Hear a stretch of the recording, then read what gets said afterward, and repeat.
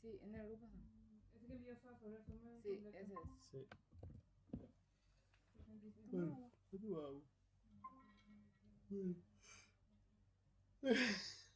Se nota la cara cansancio de Dios Suazo. mío, ese hombre. Mañana lo va a esconder su. No, mañana que tengo que terminar. Hola, hola. ¿Qué hace mi amigo Pedro Mildo? Ella, ¿qué puta no tiene? Qué puta ahí. Nos podemos encontrarnos, Suazo, para el seguro. ¿Qué puta legalmente te vamos a asegurar tu auto? Vamos a ver con nosotros.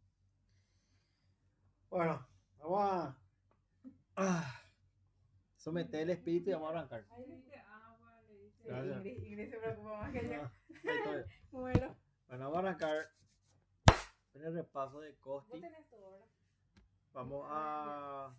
Yo voy a usar realmente de resumen. Yo no sé si el examen va a ser oral, va a ser escrito, no tengo la más pálida idea.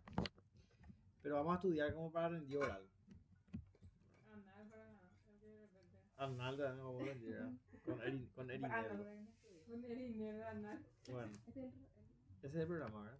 Bueno, vamos a arrancar con esta parte de unidad 1 con los conceptos iniciales, ¿verdad? Vamos a hablar sobre la etimología del derecho constitucional.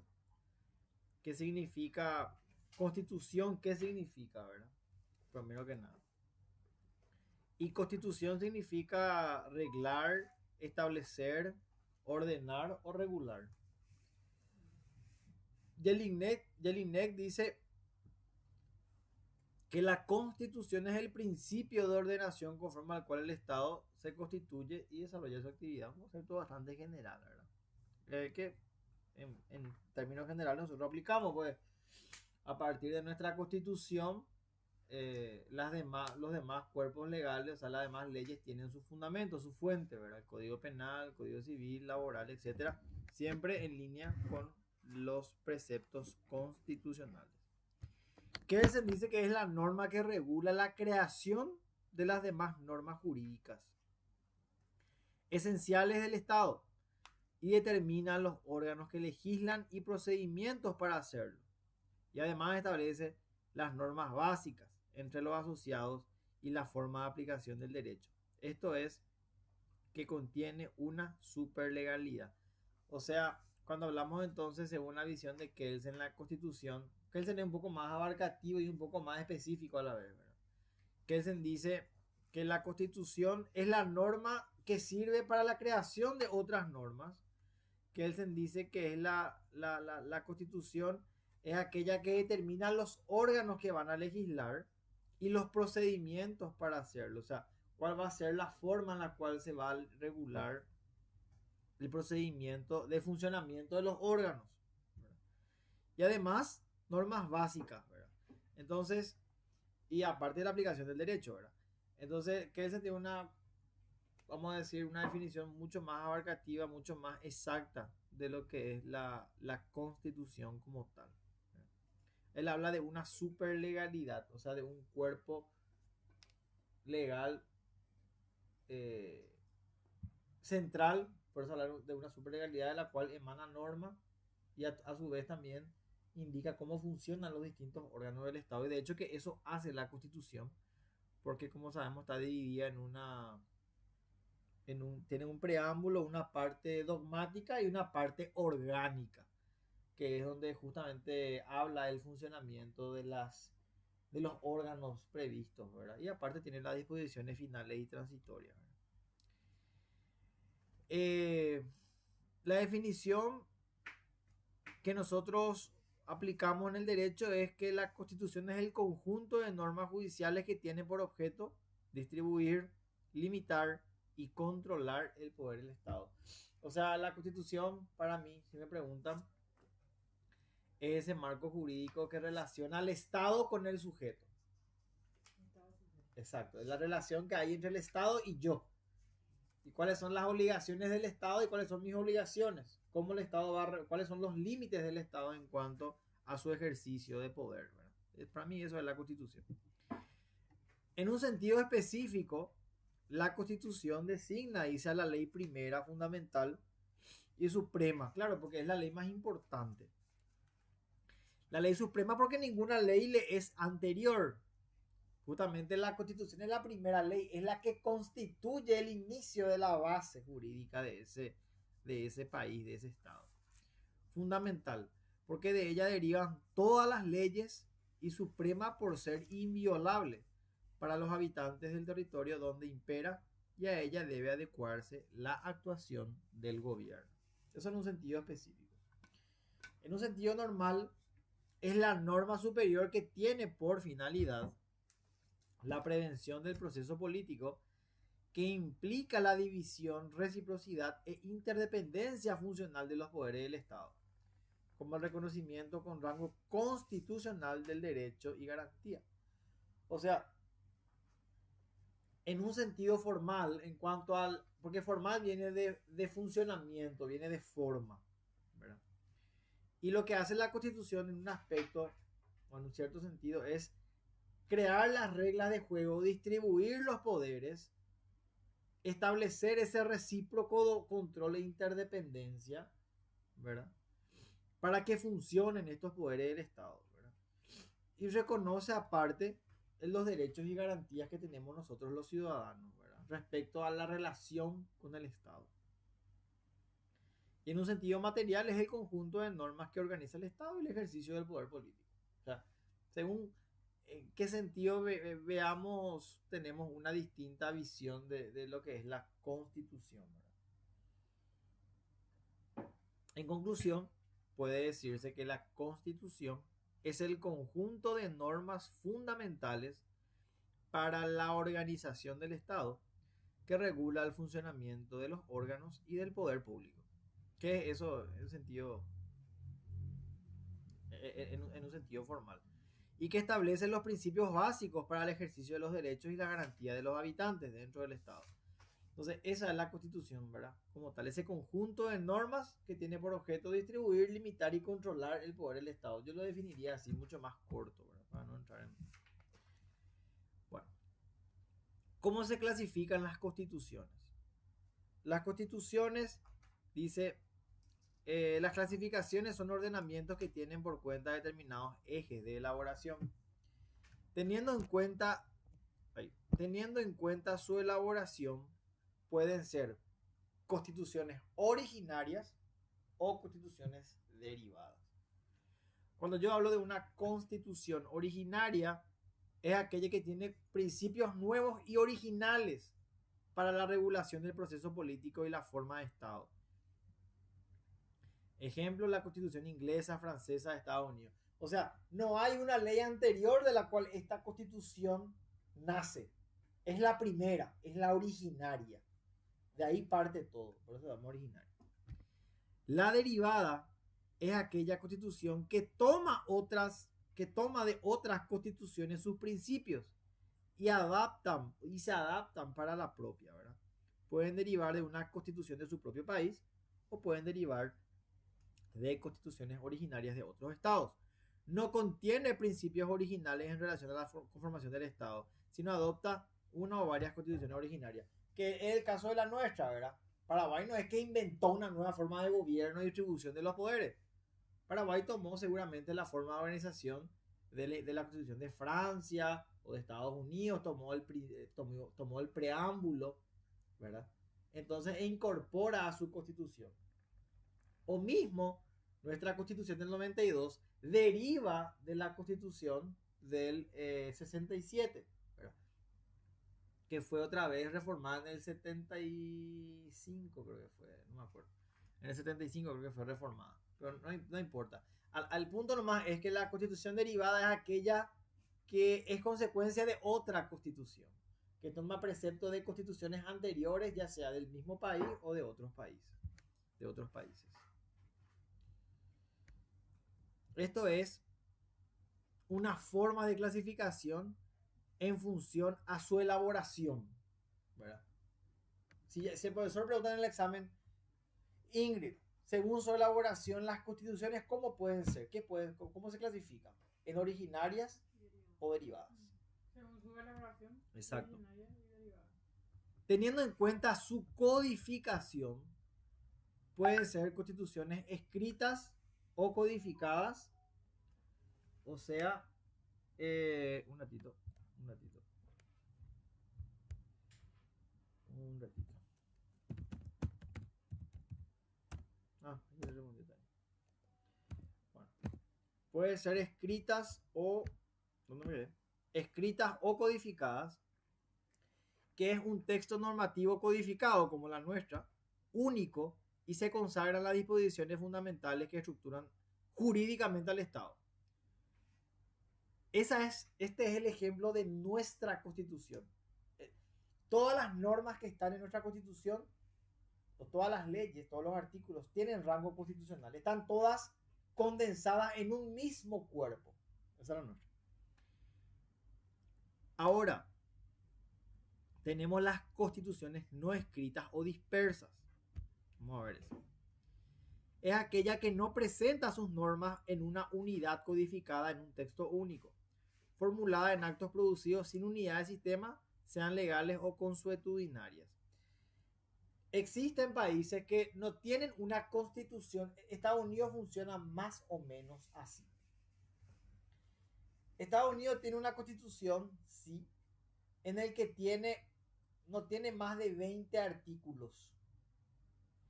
Pero realmente las otras normas de rango constitucional están dispersas en distintas leyes.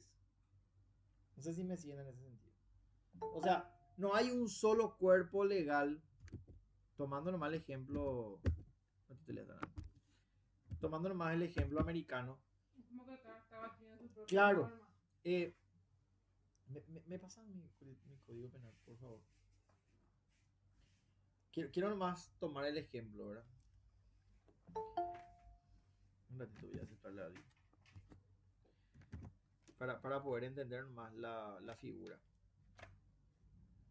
Nuestra Constitución Nacional tiene... A ver un poco. Acá está la Constitución.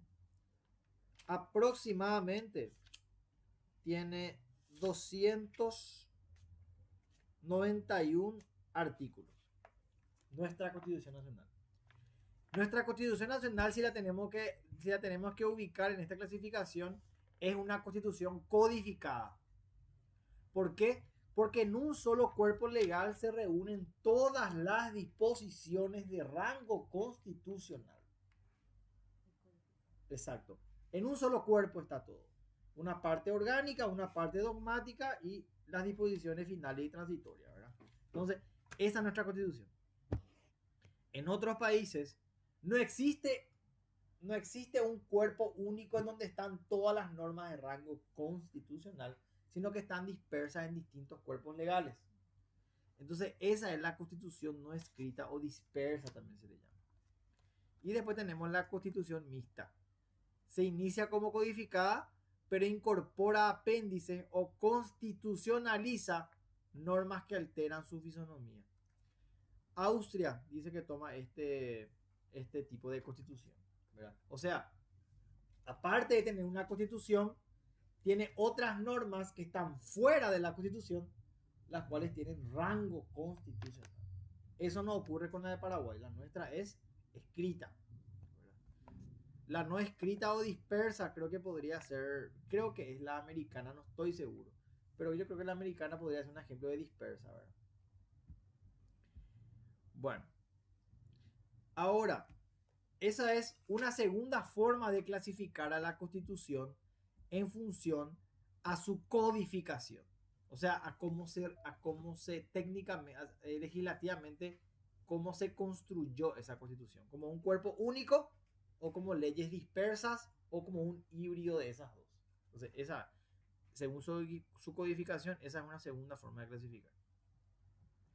Ahora, teniendo en cuenta el procedimiento para su reforma, pueden ser constituciones rígidas o flexibles.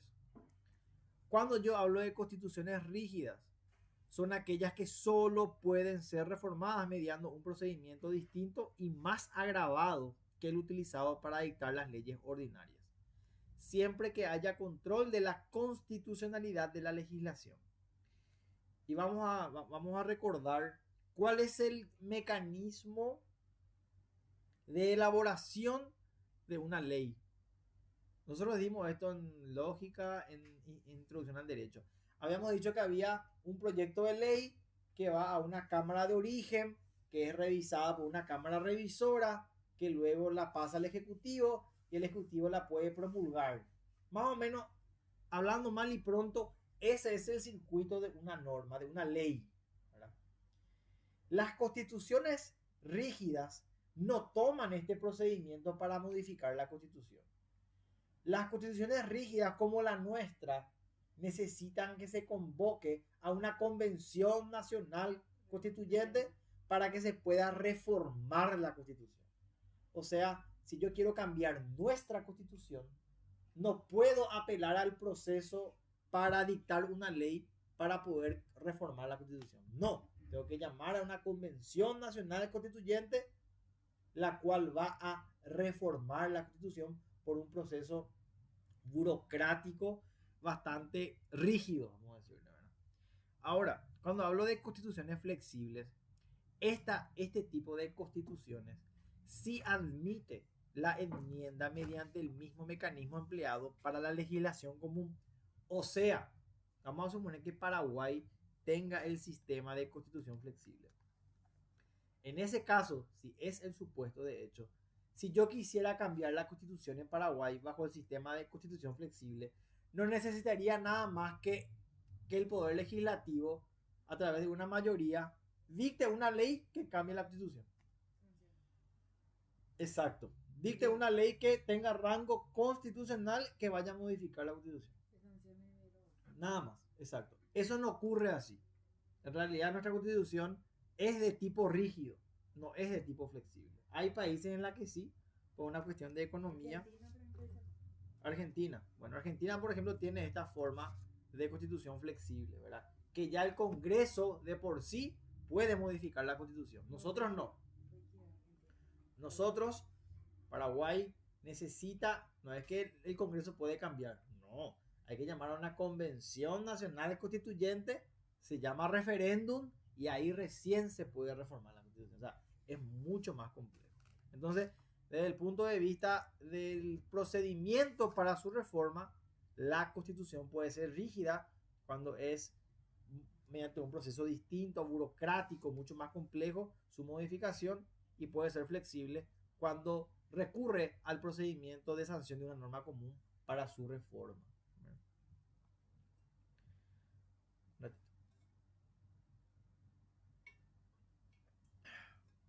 Ahora, desde el punto de vista de su adecuación, pueden ser constituciones de carácter normativo, nominal y semántico. Cuando hablamos de una constitución de carácter normativo, aquellas que logran hacer coincidir sus postulados con la efectiva aplicación de sus normas. Sus normas denominan el proceso político, o a la inversa, el proceso del poder se adapta a las normas de la Constitución y se somete a ellas. La Constitución es como un traje que sienta bien y se lleva realmente. Esa es un tipo de constitución, la de carácter normativo. La de carácter nominal es aquella que, proclamado la limitación del poder público y el respeto de los derechos individuales, ella no es cumplida debido a que la realidad social no está madura para ello. Deberá cumplir una función educativa. La nuestra, yo te diría que es así, ¿verdad?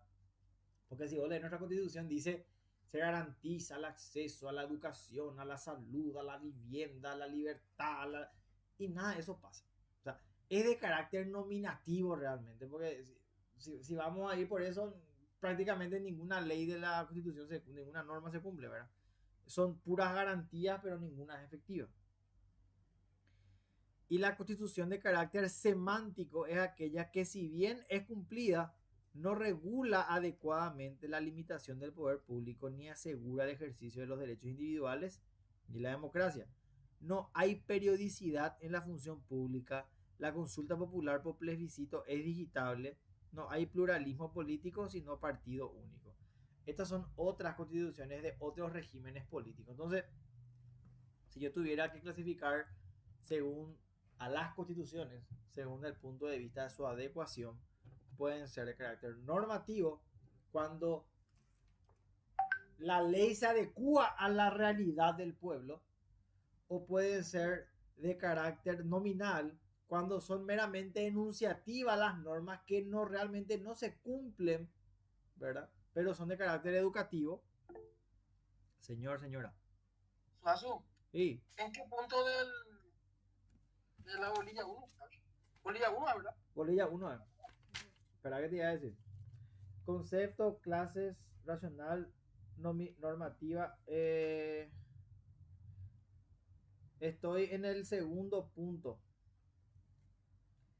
Estoy en... Viste que dice concepto, que ya vimos. Clase ya vimos, ¿verdad? Ahora estamos viendo la normativa. Histórico, tradicional, eso falta. Rígida y flexible ya vimos. Escrita y no formal ya vimos. Formal y material vamos a ver ahora enseguida. Estoy viendo desde el punto de vista de adecuación. Racional, normativa. Es lo que estoy viendo ahora. No dice nomás, o sea, en el programa me doy cuenta de eso. No dice nomás taxativamente cuál es el punto del programa, sino que te dice clases, racional, normativa, histórico, tradicional, así. Pero lo que estamos viendo es la racional normativa, ¿verdad? Justamente la normativa la que estaba mencionando ahora, ¿verdad? Entonces, ¿por qué hablamos de adecuación? Porque hablo qué tan real es la norma versus el cumplimiento efectivo de ella. En la de carácter normativo es pleno, o sea, está la norma y la norma es de acuerdo al vivir del pueblo, o el vivir del pueblo está adecuado a la construcción de la norma. Está bien, hay una relación directa y muy bien apreciable. En la de carácter nominal es, creo yo, la nuestra, ¿verdad? Existen todos los derechos, ¿verdad? Está todo dividido, los derechos individuales, todos garantizados, pero ninguno se cumple en realidad. O sea, nuestra sociedad no está preparada para cumplir los derechos, más bien es de carácter educativo. Y la de carácter semántico es donde no hay luego muchos límites al ejercicio del poder ni la democracia, ¿verdad? Es más que nada una forma no pluralista, ¿verdad? Sino unitaria de ver el poder, no tiene un límite específico. Esa es la de carácter semántico. Exacto. Ahora, en cuanto a su contenido, que es lo que está en el programa, sí, material, esta vez, sí.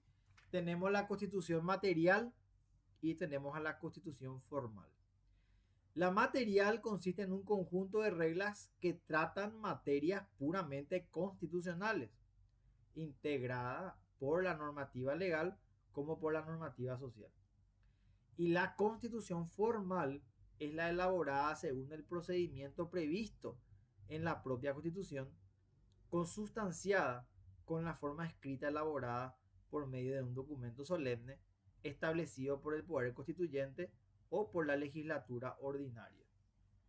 O sea, la material tiene que ver con un conjunto de reglas de acuerdo, o está adaptada de acuerdo a la norma social, ¿verdad? De acuerdo a la vida de la sociedad como tal. Esa es la constitución material. Mira los hechos y de acuerdo a los hechos elabora la norma. La formal no. La formal depende de un procedimiento que la propia constitución luego prevé, ¿verdad? Que es la nuestra, ¿verdad? Tiene una constitución de una asamblea que es la que es encargada de redactar las leyes, los artículos y demás, ¿verdad? Esa es la nuestra, la que necesita de un procedimiento que está escrito y que es elaborado por un poder constituyente, ¿verdad? Que es nuestro, que es la nuestra. Esto es según su contenido.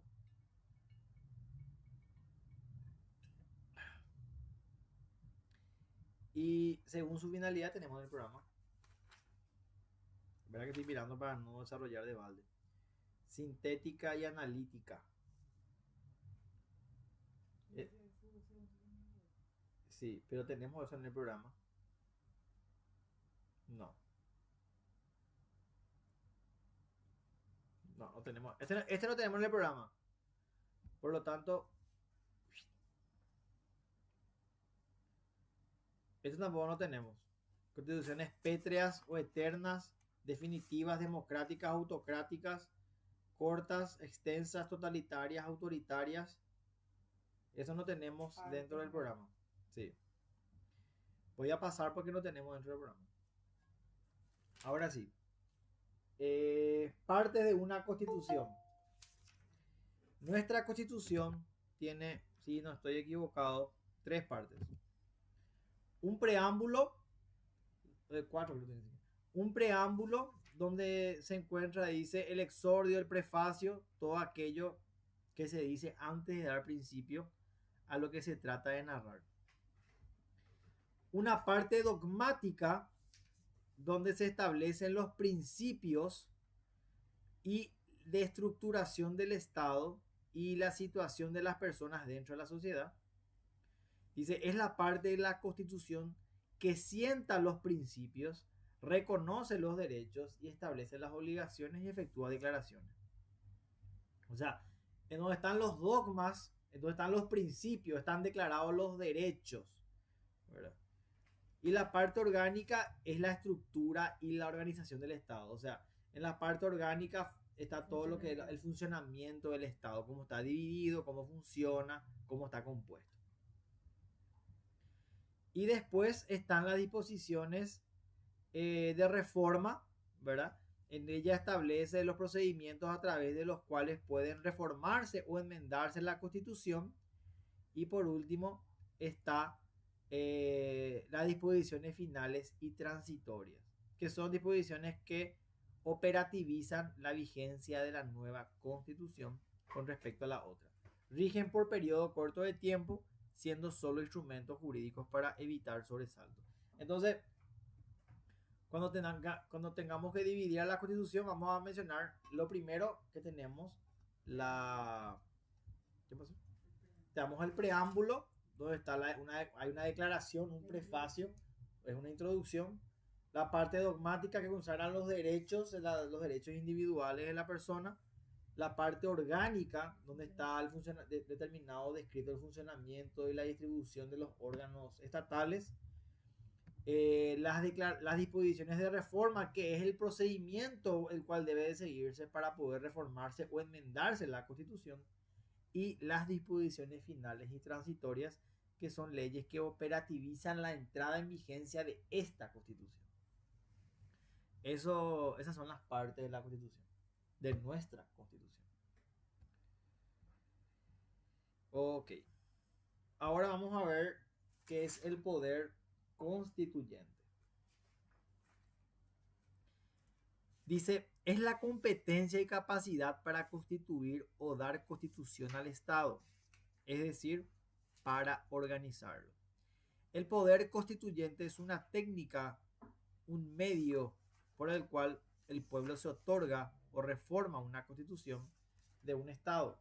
Javier Pérez Royo dice, es el poder de establecer o modificar la Constitución, y una idea más desarrollada, el poder constituyente es la voluntad originaria, extraordinaria y autónoma de una sociedad que establece normas fundamentales para la organización y funcionamiento de la convivencia social y política. ¿Cuál es la naturaleza del poder constituyente? Es de naturaleza política y no jurídica. Es un hecho político por la que el pueblo expresa su voluntad de constituir o reformar la estructura jurídica del Estado. Entonces, ¿dónde reside el poder constituyente? En el pueblo. Es el poder social encargado de la creación o reforma de la Constitución Nacional. Establece el orden político y jurídico de cada Estado, es previo al derecho, opera en una suerte de vacío jurídico y en consecuencia no puede ser interpretado jurídicamente. Entonces, cuando hablo del poder constituyente, es ese poder, esa competencia, esa capacidad que tiene el pueblo organizado, ¿verdad? Para constituir un Estado o para establecer o modificar una constitución. Exacto, es el medio del cual se vale el Estado para constituir, modificar o reformar una constitución. Es anterior a un poder, a una, a lo, al ¿cómo que dice?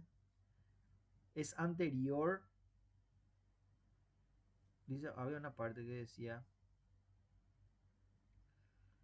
espera que no estoy encontrando la parte. No es un hecho jurídico, sí, según su naturaleza. Es un poder de naturaleza política y no jurídica. Es un hecho político por el cual el pueblo expresa su voluntad de constituir. O sea, entonces la naturaleza del poder constituyente es político, reside en el pueblo. Bueno, es de orden político. Acá está, es previo al derecho. Eso es lo que quería decir, no me acordaba. Entonces el poder constituyente es previo al derecho. Claro, porque es la forma más originaria, políticamente hablando, de constituir algo. Entonces, por eso es previo al derecho. Señora. Y prácticamente sería las bases sentadas de las ideologías que se siguen, como vos decís, la Constitución pues es un pacto político-social en teoría. Sí. Y el poder constituyente fue la que formuló o dio directrices a la Constitución, porque ¿qué es la Constitución? La regla que todo el mundo acata. Entonces, por ende, primero un Estado se pone en consenso a qué normas acatar y luego las acata. Así mismo. O sea, primero establezco los principios, el funcionamiento, las garantías y a partir de ahí nace la ley. Bueno, así mismo. Entonces, y ahora cuando tenemos que entender cuáles son las clases de poder constituyente. Está el poder originario y el derivado. Cuando hablamos de poder constituyente originario, es cuando se ejerce en la etapa fundacional o de primigeneidad del Estado, para darle nacimiento y estructura. Es la que da nacimiento por primera vez a un Estado determinado. Es inicial, ilimitado, autónomo e incondicionado. ¿Verdad? Ese es el poder constituyente originario. Como ejemplo, le tenemos al Congreso de 1813. Claro, porque antes de 1813, ¿qué había?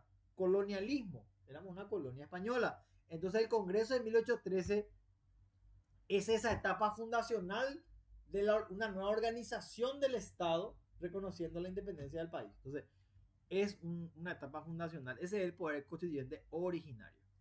El derivado es el sometido a las reglas jurídicas preexistentes del derecho positivo, cuando se ejerce para reformar o enmendar una constitución previa en otros casos. La reforma deberá, señora.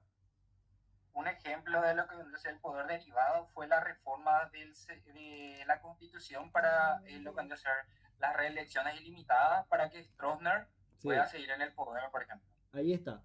La Constitución del 67 es una constitución que se redacta ya en plena vigencia del gobierno de Stroessner, ¿verdad? No quiero decir la dictadura porque no es como una dictadura. Porque fue reelecto. Te guste o no te guste, fue reelecto el muchacho. No fue dictadura. Aparte de eso, creo, pero antes de eso hubo otro antecedente, luego donde se tuvo que decidir si él podía, en su tercer mandato antes de la reforma. Claro. Y supuestamente pues se podía 2 reelecciones nada más. Entonces se llevó a un caso y se llevó a la conclusión de que sí podía, porque el mandato anterior al suyo, donde fue electo, él fue solamente para terminar el periodo. Exacto. Y por ende no contaba como segundo. Exacto, entonces él ahí estuvo por 3 periodos. Y ahí cuando llegó al finalizar el tercer periodo, en el 75, si no estoy equivocado, se reforma la Constitución, en donde ya se da la reelección de manera ilimitada. Bueno, ya no hay ningún tipo creo que ya no hay ningún tipo de límite al ejercicio de la reelección. Entonces, yéndonos más a lo que decía Freddy, ese es el poder constituyente derivado. Ya hay un marco normativo del cual deriva este nuevo marco normativo, ¿verdad? Por eso hablamos de que es derivado. Ya está sometido este nuevo marco normativo a normas jurídicas preexistentes, ¿verdad? Nuestra Constitución, por ejemplo, hoy tiene disposiciones para su reforma. O sea, si nuestra constitución se llega a reformar, va a estar bajo la figura de un poder constituyente derivado, porque nuestra propia constitución tiene su propia receta para ser enmendada o reformada. Pero independientemente de eso, cuando hablamos de reforma, siempre tiene que establecerse un poder constituyente. En este caso, bajo nuestra constitución, va a ser derivado, porque tiene una receta jurídica previa. Dice, el poder constituyente originariamente tiene como titular al pueblo o a la comunidad, porque es la colectividad toda la que debe proveer a su organización política y jurídica en el momento de crearse el Estado. Esto puede verse que pasó en 1813, por ejemplo. Señora. Un claro ejemplo de eso en Europa, que no es tan antiguo, vendría a ser el surgimiento del comunismo después de haber caído el imperio zarista de los rusos, porque fue ahí donde agarró Lenin el poder y dijo, bueno, nuestra forma, según nuestra constitución y lo que vos quieras, va a ser socialista. Exacto, ahí está. Ahí se da un cambio, por ejemplo, y no se sigue un poder constituido anterior, sino que el pueblo, ante una revolución, cambia y se reforma, vamos a decir, se origina un nuevo Estado, ¿verdad? Que es el nuevo régimen, ya que va a ser el de Lenin, ¿verdad? Es un ejemplo. Y dice, así la voluntad constituyente es la voluntad del pueblo, expresada por medio de sus representantes por delegación popular. Un ratito, me permiten un ratito, por favor. Eli, estoy estudiando, discúlpame, ¿no? Estoy en medio de mi clase. Tengo 3 exámenes la semana que viene, Elisa. Por eso no. Finales ya. Yo te iba a preguntar cuándo vas a retirarlo. Te voy a avisar. Me voy a organizar en la semana, ¿sí, pa? Dale, Eli. Gracias, Eli. Chao. Mi hermano. Bueno. Entonces, cuando hablamos de poder constituyente originario, ¿quién ejerce el poder constituyente originario? El pueblo. Dice luego, el ejercicio del poder constituyente corresponde a quienes ejercen la facultad de otorgar o reformar la Constitución, a los representantes del pueblo designados para dicho efecto como miembros de una convención. Ella es el poder constituido. ¿Cuáles son los límites? El poder constituyente originario es en principio es ilimitado. Ello significa que no tiene límites. El derecho positivo es de derecho positivo y que no hay ninguna instancia superior que la condiciona. O sea, cuando yo hablo de un poder constituyente originario, entonces hablo de ese poder que no tiene límites porque no hay ninguna ley que lo limite, sino que es la voluntad popular la que la constituye y que la va formando y dando sus propios límites. Claro, es el pueblo el que origina ese poder constituyente.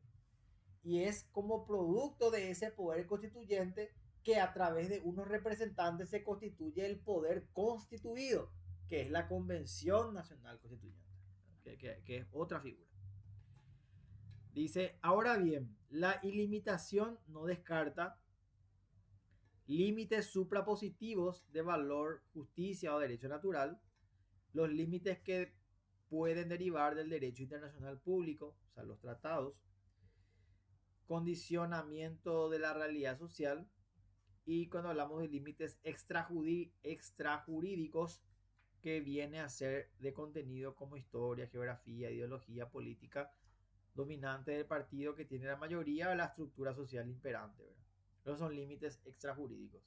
Y límites jurídicos que se dividen en 2 tipos: en procedimientos de reforma y en atribuciones del constituyente, ¿verdad? Entonces, hay otra vez ciertos límites dentro de ese poder sin límite que tiene el poder constituyente originario. Señora.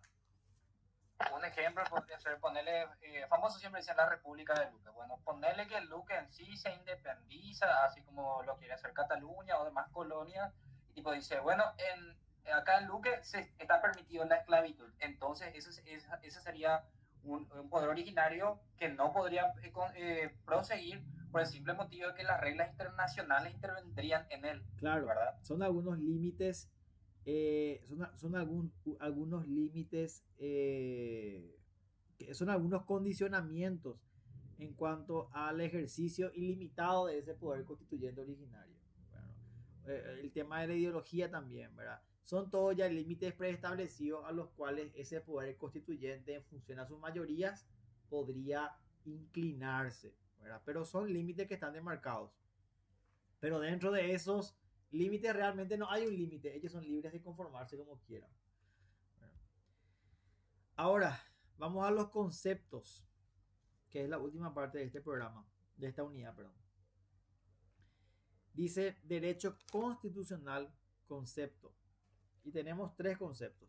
El de Vladimiro Naranjo Mesa, Vladimiro Naranjo Mesa dice: es la rama del derecho público que estudia la estructura del Estado dentro del marco de la Constitución, la situación del individuo frente al poder del Estado, la organización y funcionamiento de ese poder en sus aspectos fundamentales y las instituciones políticas que constituyen el soporte de la vida estatal.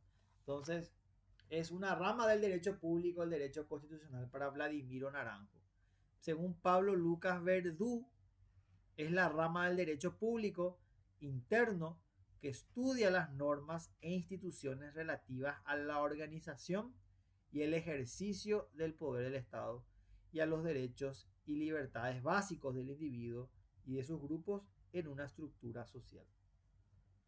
Y según Jorge Miranda, es un conjunto de normas que recuerdan al contexto y ahí sitúan a los individuos y a los grupos unos frente a otros y frente al Estado, y al mismo tiempo definen la titularidad del poder, los modos de formación y manifestación de voluntad política, los órganos de este, los actos en que se concretiza. Y según Néstor Pedro Sagués, es el derecho constitucional. El derecho constitucional es el sector del mundo jurídico que se ocupa de la organización fundamental del Estado, que se refiere a la estructuración de los poderes básicos del Estado y a la delimitación de sus facultades, competencias y atribuciones de este, así como el reconocimiento de los derechos personales y sociales que reputen esenciales. Para no complicarnos tanto la vida,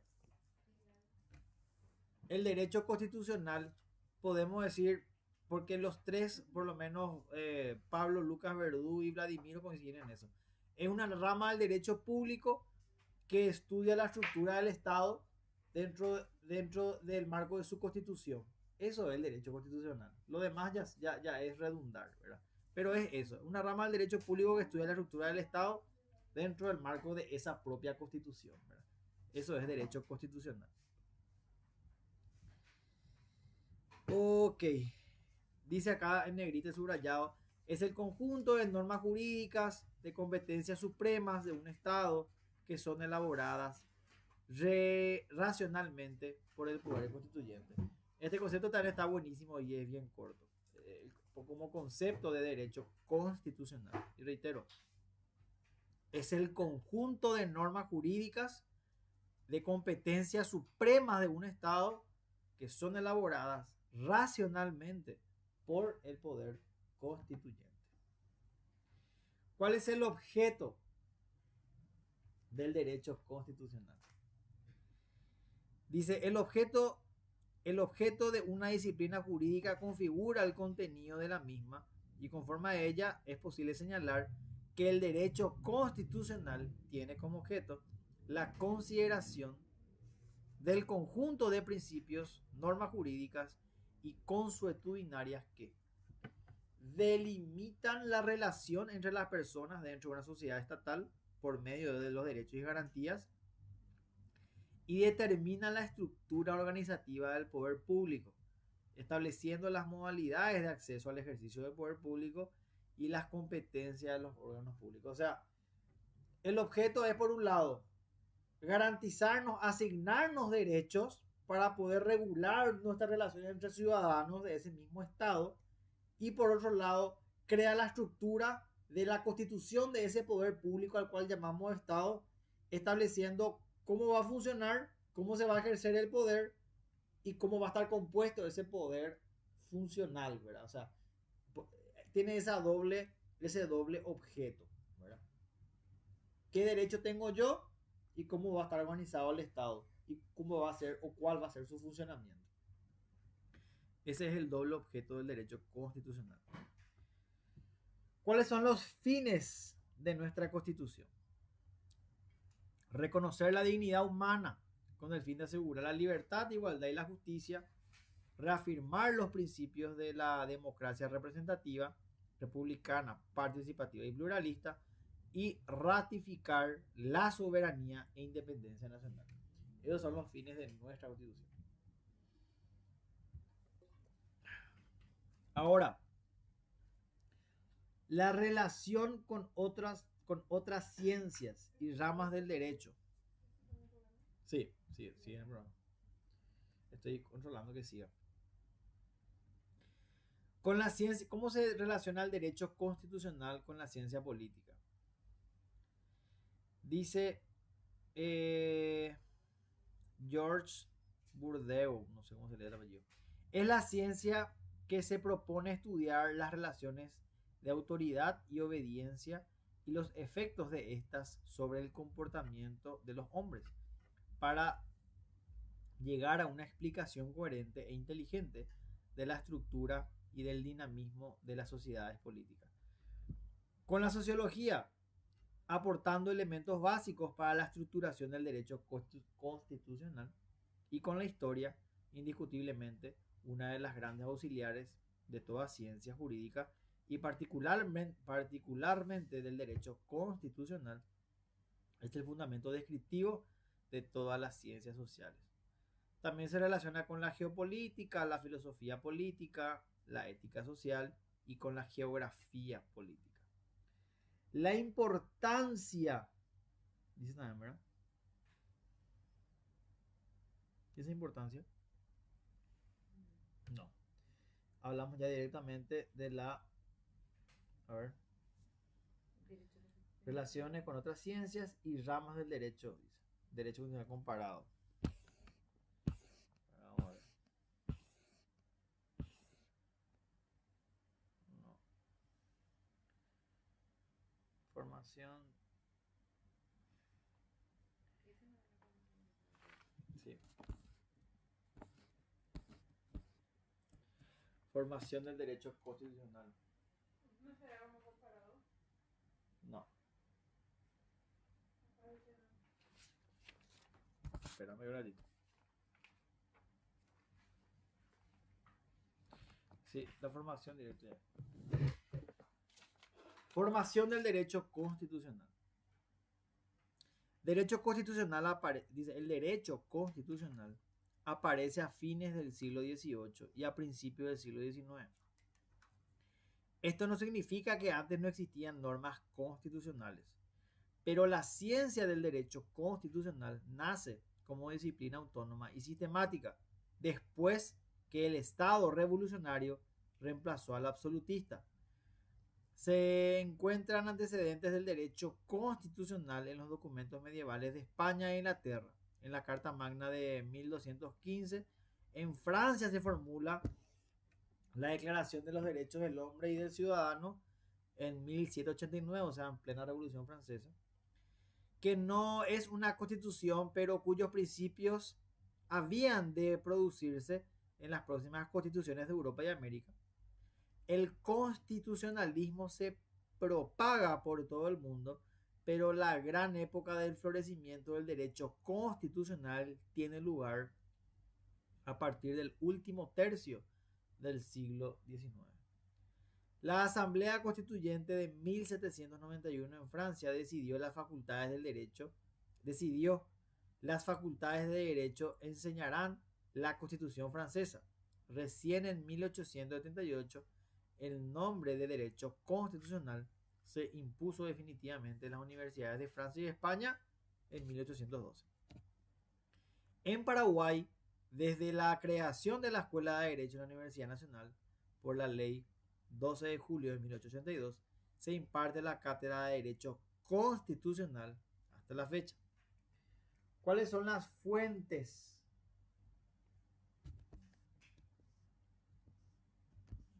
del derecho constitucional? Las fuentes son modos de producción de las normas jurídicas de relevancia constitucional, que comprenden tanto los debates del constituyente, la norma constitucional y las normativas inferiores vinculadas a la norma constitucional, por su carácter complementario de las disposiciones constitucionales, que mucho me cuesta decir constitucional. La clasificación, por último. Y es lo que más vas a decir en Sí. todo el material. Tenemos fuentes materiales, formales e informativas. Las fuentes materiales son los hechos de la realidad social. Cuando hablamos siempre de material, son fuentes de hechos. Sean de carácter económico, cultural, político, que permiten el nacimiento de la norma. O sea, se mira lo que está pasando y en base a eso se establecen leyes de rango constitucional. Esas son las fuentes materiales. Las fuentes formales son las normas jurídicas de carácter obligatorio que constituyen el derecho positivo constitucional de un país.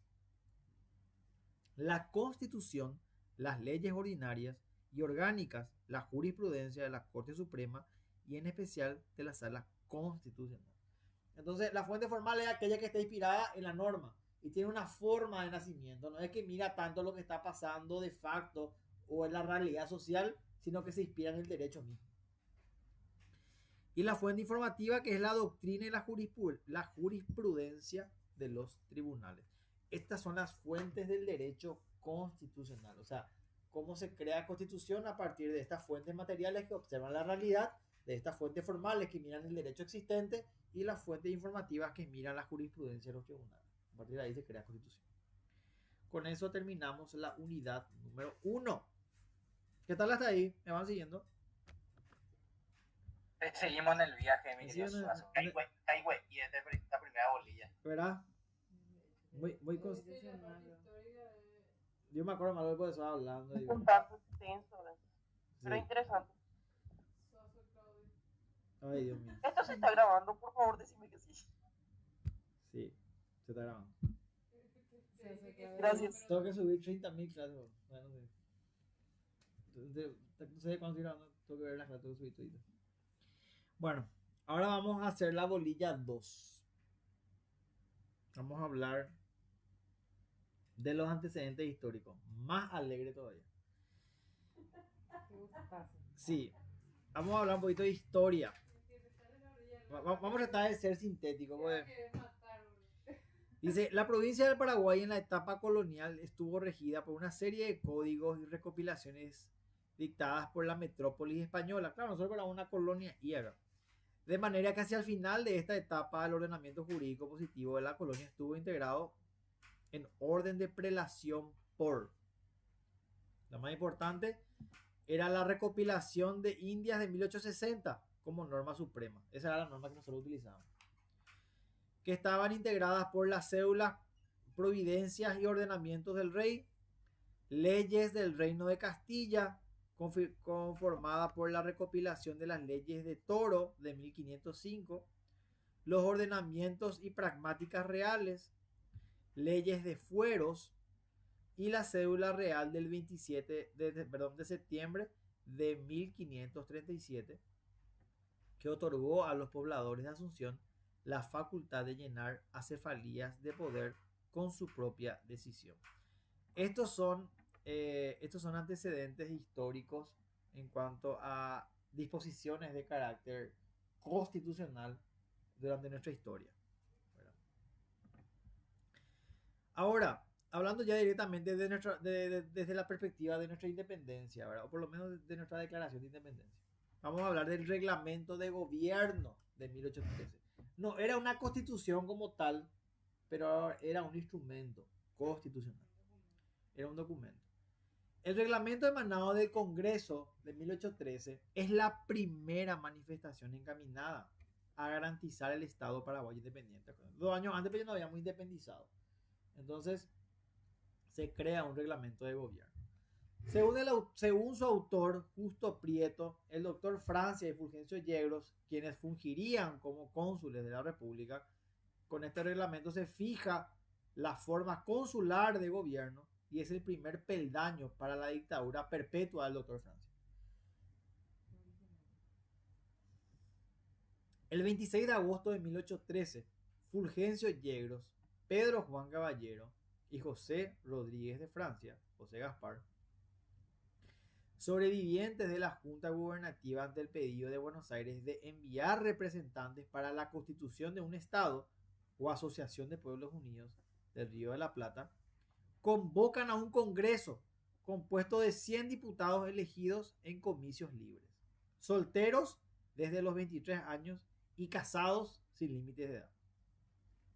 El congreso se reúne el 30 de septiembre en el Templo de la Merced y aprobado el proyecto el 12 de octubre.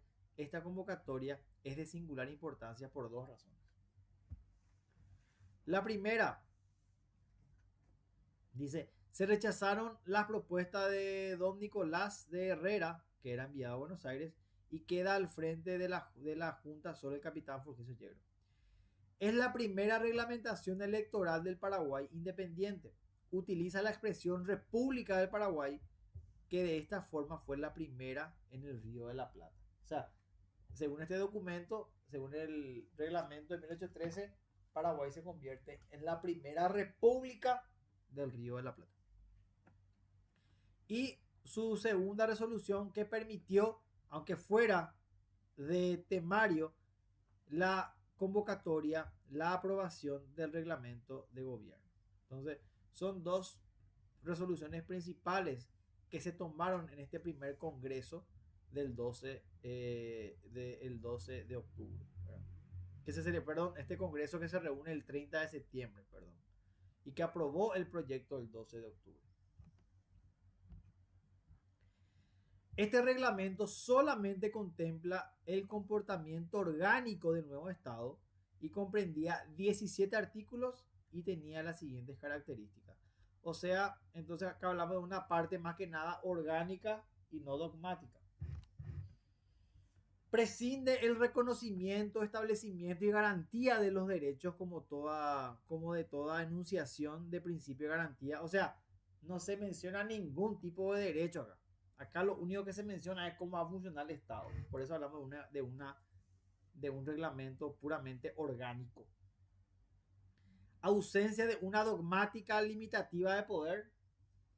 Se establece como forma de gobierno el consulado de 2 personas, o sea, le copiaron a Roma. Se encarga a los cónsules todos los negocios de gobierno y no tiene ninguna institución que pueda moderar o aminorar el mando de los cónsules. La aprobación del reglamento de gobierno representa una victoria política para el doctor Francia y que el intento de un Estado de Derecho dio paso a una dictadura en tan solo 1 año de vigencia. Se cierra el Colegio Conciliar de San Carlos, impidiendo la formación de cabezas rivales de Francia. Qué simpático.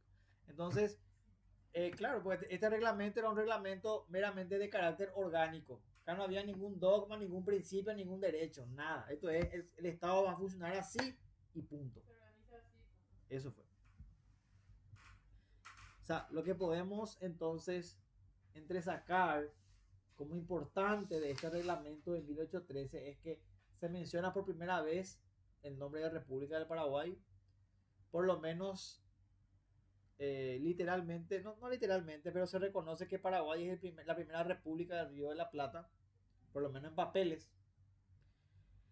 Y se menciona que este instrumento constitucional que consta de 17 artículos no menciona o no habla de una parte dogmática donde mencionen derechos ni principios constitucionales, sino más que nada habla de una parte orgánica respecto al funcionamiento del Estado que va a ser integrado o va a ser, se establece un gobierno consular que va a estar integrado por 2 personas, ¿verdad? Eso más que nada. ¿Qué pasó? No te entendí. Sí, repetí nomás. O sea, eso en cuanto a puntos importantes de este reglamento de gobierno de 1813. Vamos a ver por qué dice después la unidad 2. La dictadura temporal y dictadura perpetua. El Congreso de 1814, un año después, fue convocado el 1 de septiembre para reunirse el 14 de octubre. José Gaspar Rodríguez de Francia es elegido presidente del Congreso, aconsejó un gobierno unipersonal y de esa manera, sin ningún disimulo, controla su elección como dictador temporal. Fue secretario del Congreso el capitán Juan Bautista Rivarola y 3 décadas después, más tarde, presentará infructuosamente su proyecto limitativo del poder. Entonces, el contexto es este. Hola, man. Paraguay se independiza de España, se constituye esta primera forma de gobierno que es el consulado de 2 personas y a través del reglamento de 1813 se legaliza el consulado de Francia y Yegros y un año después Francia convoca a un congreso que se reúne el 14 de octubre de ese año, un año después, donde él aconseja un gobierno unipersonal. Él ya no quiere consulado, él quiere gobernar solo. Señor, señora. Hay una anécdota muy simpática que vino un francés, más o menos, tipo como diplomático, para ver qué onda estaba pasando por el Paraguay justo en ese momento. Y el primer día pues no resultó como él quería al doctor Francia, creo que él mismo lo dice. Bueno, y el segundo día viene el francés y tipo famoso, dice diplomático, observador, por así decirlo. Sí, observador internacional. Y le pregunta al doctor Francia, así en buena onda, tipo, che, ¿vos qué pensás que la gente te va a dar el poder de ser dictador? Eso sería lo mismo que ser rey, le dijo, ¿verdad? Y agarra y le toca el hombro hacia el francés y le dice, amigo querido, en este país solamente hay 4 personas que saben con certeza qué significa ser dictador. Y las 2 personas paraguayas se encuentran muy lejos en este momento. El otro soy yo y el siguiente es usted. Y verá que con 4 guarniciones de infantería nadie me dirá que no. Hija, entonces, esa es la expresión y justamente le da contexto a lo que va a pasar, ¿verdad? Donde Francia se posiciona al no tener rival, que es otro hecho importante de este reglamento de gobierno de 1813, ¿verdad? Que se cierra el Colegio Conciliar de San Carlos y con esto se impide que haya personas preparadas que puedan afrontar la Francia. Por eso se cierra el colegio, ¿verdad? Para que no haya gente preparada académicamente para poder confrontarlo. Y un año después es que, como yo decía, convoca a ese congreso aconsejando que él, en este caso, puede, mejor dicho, que el gobierno ya sea unipersonal y no sea un gobierno consular integrado por 2 personas, ¿verdad? Entonces con esto él ya controla completamente el gobierno de la mano del secretario del Congreso que era Juan Bautista Rivarola, que después, 30 años después, crea un proyecto para limitar ese poder. Cocinó todo. Sí, cocinó todo. Muy parecido a lo que pasa ahora. Bueno, el 30 de mayo de 1816 fue convocado al Congreso con la propuesta de proclamar la dictadura perpetua. O sea, 2 años después, que como fue dictador temporal, pasa a declararse la dictadura perpetua ya. En la sesión inaugural del Congreso no llegó a ningún acuerdo, pero al día siguiente, rodeado de 4 compañías de infantería, proclamó al doctor Francia dictador perpetuo. Claro, sí, hay también 100.000 militares alrededor del Congreso, ¿cómo te iba a declarar dictador, verdad? No había forma de decir que no, así como decía Freddy, porque obviamente había un poder militar detrás, ¿verdad? Que le respaldaba a Francia. Entonces, bajo este contexto se da la dictadura temporal y 2 años después, la dictadura perpetua del doctor Francia. Él muere creo que en 1842, si mal no estoy, no me acuerdo. Perdón, 1840. Bueno, ahora vamos a ver a la Constitución de 1844. Lo primero que vimos es el reglamento de 1813.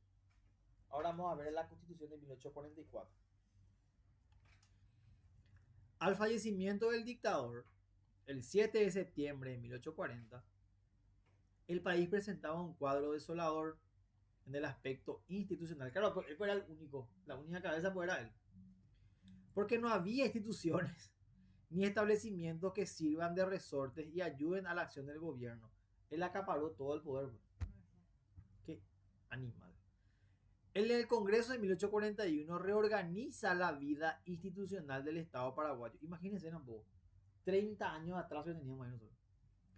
Se establece el gobierno consular presidido por Mariano Roque Alonso y don Carlos Antonio López. O sea, volvemos a una forma de gobierno de hace 30 años atrás por ahí. El Congreso General de 1842 ratifica solemnemente la independencia nacional y se promulga el Estatuto Provisorio de Justicia. Eso es en 1842. Entonces, 1813, el reglamento de gobierno. 1842, Estatuto Provisorio de Justicia. Y en 1844, 2 años después, se convoca al Congreso otra vez por los cónsules Mariano Roque Alonso y Carlos Antonio López. Después de 2 días de deliberaciones, adopta la ley que establece la administración política de Paraguay, más adelante conocida como la Constitución de 1844. Carlos Antonio López fue el que propuso la adopción del proyecto de constitución, que fue aprobado sin discusión. En este mismo Congreso fue elegido presidente constitucional por un plazo de 10 años. Y ahora vamos a analizar esta Constitución de 1844. Acá sí, a diferencia del reglamento de gobierno de 1813, podemos observar que sí hay una parte orgánica y una parte dogmática. Nosotros decíamos que en el reglamento de 1813 solamente había una parte orgánica, no había parte dogmática. Acá sí ya hay. En la parte orgánica, que consta de 9 títulos, establece la administración general de la República con las siguientes facultades: de hacer leyes, interpretarlas o derogarlas, que esa facultad reside en el Congreso Nacional, que está integrado por 200 diputados y que se reunirá cada 5 años, que se reunirán cada 5 años a convocatoria del presidente.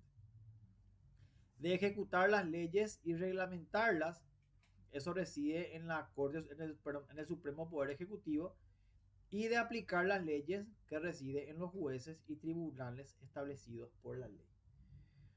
Eso respecto a la parte orgánica. Entonces, haciendo más un rápido recuento, por un lado son los diputados los que hacen leyes y los que interpretan las leyes. Por otro lado, el Poder Ejecutivo es el que reglamenta, ejecuta las leyes y reglamenta las leyes. Ahí recibe el Supremo Poder. Y el que aplica la norma es el juez y tribunal, que está establecido en la ley también, ¿verdad? Eso está todo establecido en la parte orgánica. En la parte dogmática, que consta de un solo título, están las ordenanzas generales. Estaba dirigido a los ciudadanos de la República, que debían prestar su reconocimiento y obediencia al presidente constitucional luego de estar en posesión del mando y en la forma que lo determina el presidente de la República. O sea, más que derecho, se establecía la obediencia de los ciudadanos al presidente, ¿verdad? Prescribía lo siguiente: la igualdad ante la ley, el derecho a ser oído en sus quejas los habitantes de la República, la entrada y salida del país era permitido libremente, y la prohibición del tráfico de esclavos y negros. Firmado por Manuel Álvarez, vicepresidente del Congreso, y Fernando Patiño, secretario del Congreso, fue promulgado el 16 de marzo de 1844 por el presidente de la República, Carlos Antonio López, siendo secretario interino del gobierno Benito Martín Varela. Entonces, esto es respecto a la Constitución de 1844. Como nota importante, ya contenía una parte dogmática, que es la que no tenía el reglamento de 1813, y también ya tiene una parte orgánica en donde ya divide el poder y distribuye las distintas funciones de gobierno. A ver.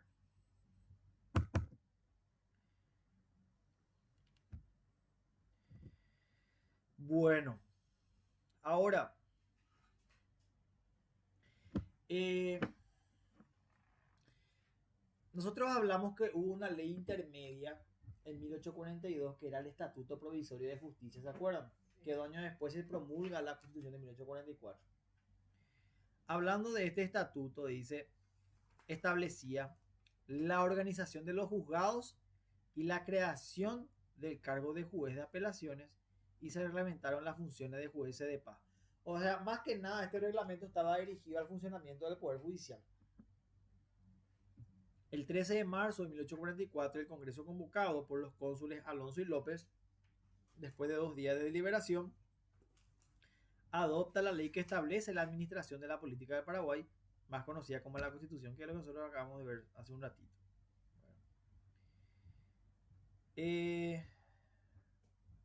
Dos circunstancias que fundamentan la tendencia autocrática de la Constitución. ¿Por qué hablamos de tendencia autocrática? Porque prácticamente fue Carlos Antonio López el que guió todo ese proceso. O sea, lo que él decía se hacía. Por eso hablamos de una tendencia autocrática. La asunción de plenos poderes por parte del presidente, cuantas veces lo juzgare necesario, y la casi inexistencia de derechos garantizados. Claro, porque que nosotros decíamos recién, ¿qué es lo que se apreciaba en la Constitución de 1844? En la parte dogmática, el deber de obediencia del ciudadano al presidente. O sea, eso ya es una declaración de intenciones, ¿verdad? O sea, ustedes van a hacer lo que yo les digo y por ley ustedes me tienen que obedecer. Más o menos ese era el espíritu de la parte dogmática, ¿verdad? Entonces por eso hablamos de una tendencia autocrática, lo que él decía nomás. Esta Constitución de 1844 se reforma en 1856. En el Congreso Extraordinario reunido el 3 de noviembre de 1856, o sea, 12 años después, para la reforma de la ley del 13 de marzo de 1844, que sanciona con fuerza de ley que el Congreso Nacional en adelante se compondrá solo de 100 diputados, o sea, de 200 diputados pasamos a 100 nomás. El gobierno dirigirá una circular para la elección de diputados y las elecciones tendrán lugar a la pluralidad de votos. O sea, quien tenga más votos va a ser electo diputado. Y todos van a poder votar. Serán admitidos a la candidatura de la presidencia desde la edad de 30 años. Se atribuye al Poder Ejecutivo Nacional la designación en pliego reservado y puesto a modo solemne y auténtico en una oficina pública de las personas que haya de ejercer la vicepresidencia de la República en los casos prevenidos, muerte, enfermedad o renuncia, que era su hijo, ¿verdad? Francisco Solano López. La elección de diputados por distritos. El gobierno dirigirá una circular para la elección de diputados. Las elecciones tendrán lugar a pluralidad de votos. Y con la aprobación de esta ley, reformando la Constitución del 13 de marzo de 1844, Carlos Antonio López no hace sino la preparación a una sucesión dinástica en el cargo de presidente de la República y se nota a todas luces que estaba preparando como que sucesor en el cargo a su hijo, quien ya a los 18 años era comandante del ejército y ministro de guerra.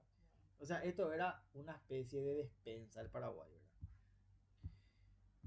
Entonces, eso respecto a los antecedentes históricos. Puntos importantes de este programa. Primer instrumento, primer reglamento de gobierno, 1813. Partes importantes o declaraciones importantes de este reglamento de gobierno es donde aparece por primera vez la terminología República del Paraguay, ¿verdad? Y se considera que es la primera república del Río de la Plata, ¿verdad? Luego en 1814 se proclama la dictadura temporal, ¿verdad? Del doctor Francia, y luego en 1816 se proclama la dictadura perpetua del doctor Francia, que muere en 1840. A partir de ahí, en 1842 se elabora el Estatuto de Justicia, que es un antecedente previo a la Constitución de 1844, que sí ya prevé una parte orgánica y una parte dogmática, ¿verdad? Que fue prácticamente un proyecto elaborado por el ya presidente en ese momento, Carlos Antonio López, ¿verdad? Y La administración de política de la República del Paraguay. sí, en esa constitución se establece la administración política de la República del Paraguay. Se ratifica el Paraguay como república y se establece que todos los ciudadanos tienen que, en la parte dogmática, ¿verdad?, que obedecer al presidente, ¿verdad? La obediencia. Eso respecto a la Constitución de 1844, que es reformado que es reformada, mejor dicho, en 1856 y sienta las bases para que tome el poder el hijo de Carlos Antonio López, o sea, quien nos llevó a la puta, Francisco Solano López. Bueno, con eso terminamos la unidad 2. ¿Preguntas, dudas, reclamos hasta acá? ¿Estamos bien? Hola, hola, hola, hola, hola, hola, hola, hola. De lujo es mejorando, mi querido. Bueno, bueno. Estamos bien, da gusto ya. Ya, empezamos. Bueno, ahora vamos a hacer la unidad 3. Vamos a estar mejor. Vamos a estar mejor. Paso. O Eh, sea, Freddy, yo creo que esos dos que están lejos, el doctor Francia se refería entonces a don Carlos Antonio López y Mariano Roque Alonso, porque don Carlos lo que conocía mucho, casi dictador nomás lo fue otra vez. Y sí, fue prácticamente una dinastía. Realmente fue una dinastía, o sea, era el mismo zapato que cambió de dueño, ¿no? Carlos Antonio López sabía muy bien las intenciones de Francia, entonces lo único que hizo él, se recluyó en su finca o en su villa, pero él en algún momento sabía que le iba a tocar porque él era uno de los tantos catedráticos y cuando vio lo que pasó con la escuela, te dije, ya, pero acá me voy porque me fusilan. Y hizo lo correcto, se borró del mapa. Así como HC también desapareció cuando perdió la elección, ¿verdad? Bueno, ahora vamos a empezar. También le faltó 4 guarniciones de infantería para ver si se aprobaba la reelección. Casi llegaron. Casi fue presidente mi líder HC. Bueno, vamos a empezar ahora con la unidad 3. Vamos a hablar nuevamente de antecedentes históricos. El 5 de enero de 1869, las tropas aliadas, estamos ya prácticamente en aras del final de la guerra de la Triple Alianza, ¿verdad? Las tropas aliadas ocupan Asunción, aunque los restos del ejército paraguayo continuaron la guerra en el norte del país. Claro, porque entraron en Asunción. Entraron en Asunción y las tropas y las tropas nacionales empezaron a huir. Realmente, más que a pelear, empezaron a huir. Y la guerra, bueno, se da por finalizada el 1 de marzo de 1870 tras la muerte del mariscal en Cerro Corá, ¿verdad? Ahí concluyó la resistencia. La liquidación de la guerra creó difíciles problemas en el orden internacional, la rivalidad entre Argentina y Brasil, ¿verdad? Bueno, eso es como antecedente histórico. Porque el poder fue tomado prácticamente Paraguay fue controlado por el Brasil. Esa es la realidad, ¿verdad? El decreto de gobierno provisorio de la República del 14 de enero de 1870 dice: en 1869, con la ocupación aliada de Asunción, se constituyó un gobierno provisional. Antes que caiga ya López, ya se constituyó un gobierno provisional, bajo los auspicios de la Fuerza de Ocupación integrados por Cirilo Antonio Rivarola, Carlos Loizaga y José Díaz de Bedoya. O sea, eran paraguayos que estaban al servicio o de cierta manera que estaban afines al poder invasor, ¿verdad? Convocó por decreto a la Convención Nacional con el objeto de elaborar una constitución que sentará las bases de la reconstrucción institucional de un país devastado por la guerra. El decreto de enero de 1870 pone en vigencia en tanto que se aprobara la nueva constitución, los principios consagrados en el manifiesto de septiembre de 1869.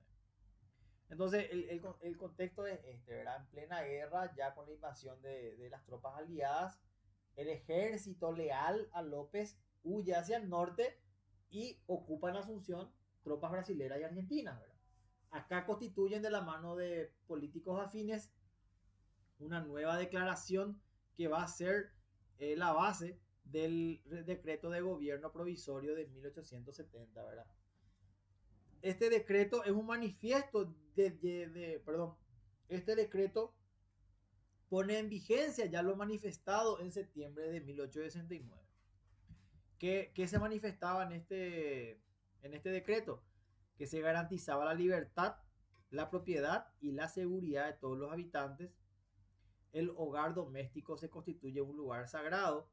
La expropiación deberá hacerlo por previa y justa indemnización. No habrá privilegios personales salvo los ligados a los cargos por utilidad pública, perdón. La obligación de contribuir proporcionalmente y la obligación de las autoridades de dar cuenta de la recaudación. Estas son algunas disposiciones transitorias que fueron dadas en el contexto de este decreto de enero de 1870. O sea, cuando el mariscal López estaba escondiendo de los brasileros, ya se estaba instituyendo un nuevo gobierno en Asunción, ¿verdad?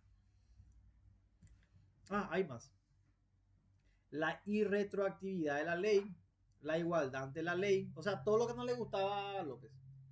La irretroactividad de las actividades privadas, el orden escrita de la autoridad competente para la prisión y la condena, la inviolabilidad de la correspondencia, la tolerancia de las creencias religiosas y la obligatoriedad del servicio militar.